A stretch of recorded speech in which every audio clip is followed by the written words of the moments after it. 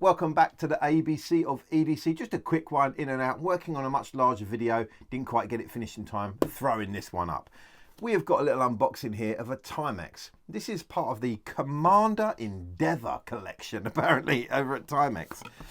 Very simple box within a box situation. Very plain, very simple. And here's the big show, man. Here's the thing we've come to see. This is a strange watch from Timex. I must admit, I saw this and I just thought to myself, man, that is a beautiful G-Shock. And then to my alarm, I found it's not a G-Shock, bruv. It's a Timex. But mate, you could have fooled me, bro. And I got this watch in. I thought this is obviously a little bit of a reaction, a counter attack to the well-known, well-loved, future classic Casioak. The Casioak, I think it's a 21A, 21, something, I don't know, I'm terrible with references. Anyway, it's here. I used to have one in this actual colour kind of scheme, did a little video on it here, you can check it out. And I'll put a little picture of it up here just so you can see a side-by-side comparison. I don't think there's any argument that Timex were kind of leaning over and copying someone else's homework during the exam. That's what I thought before I got this watch. But once I got this watch in hand, you know what? There is a lot to love about this thing. She, like the Casio, is a big old girl, 45mm depending on where you measure it and how you measure it, but surprisingly easy on your wrist. I'll put up the dimensions here at the bottom as far as thickness and all that, and lug width, not that it matters, you're not really going to change out this strap too much. But even to the extent, look on the bottom, even to the extent, maybe you can see it there, you got a little kind of thing on the bottom that talks about the shock resist system, the little kind of screwed in plate on the back. So far, a G-Shock. But what is there about this that has got something else going on? For me, it's this sideways profile. Once I turn it, you've got this lovely kind of sandwichy situation going on. Sandwich settings. You've got these pushers, these in the four sort of corners of the watch that are kind of set back a little bit within the case. You've got this little Timex branding here. And then over here, you've got it here, but it's kind of just embossed and secretly there. And you've got the same kind of like the little strap restraint. What's it called, man? This loop, the strap loop here. Just kind of got a bit of Timex brand on it. Seems kind of rugged. You've got the little kind of the black hardware on there that matches the black kind of bezel, if you want to call it rubberized bezel. And then you've got that display. Super legible. As for this little screen in here, laters.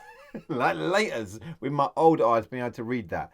But as far as a watch, this thing's mad legible.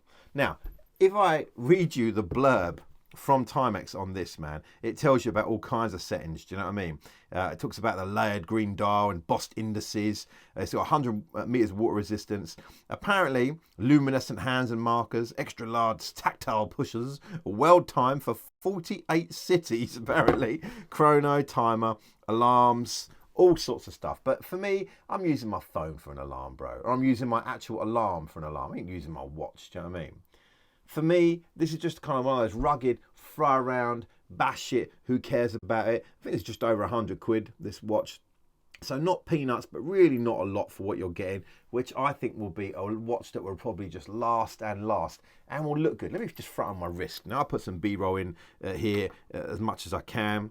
But on wrist, this thing it's got something about it, man. It's got a little bit of presence, man. I don't know what it is, but I just like it. I like looking down and seeing the green and the black pushers and that little bit of yellow around it and then that black bezel. I just like it. It's just a fun place to look down on. And I've got to admit, after getting rid of my Casioak, in a moment of weakness, in a moment of fallen weakness, I gave up on my Casioak. This thing, man, it could be a worthy replacement. Is it going to be as durable as a Casio G-Shock, though? I don't know. I mean, it might be. It seems like they're, like I say, they're copying the homework. It seems like, I don't know what module is in this, but I wouldn't be surprised if it's the exact module or something, because it's got exactly the same layout. The little digital display there that only a small child with super 20/20, 25, 20,000, 20,000 vision can read. And then you've got this little indicator there for the days of the week. But generally, you're going to just go straight to those hands. There is a little bit of indigo on here, not that you would notice, just lights up the little LCD screen and really doesn't light up at all.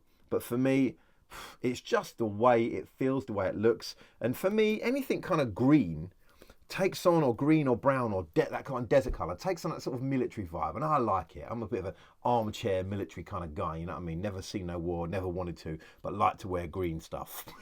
So, you know what I mean? That's just where I am. Anyway, this has been the Timex Casio G-Shock, part of their, what was it, Command Dominance, what's it called? Let's read it again, I've forgotten.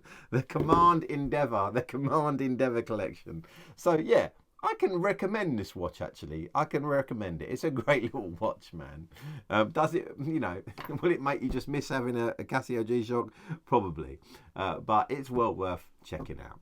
This has been a quick one, in and out. This has been the ABC of EDC, and I've been Rick Flat, your host through everything, everyday carry. I'm going to drink my tea now and reminisce about the days when I used to have a G-Shock. Layers.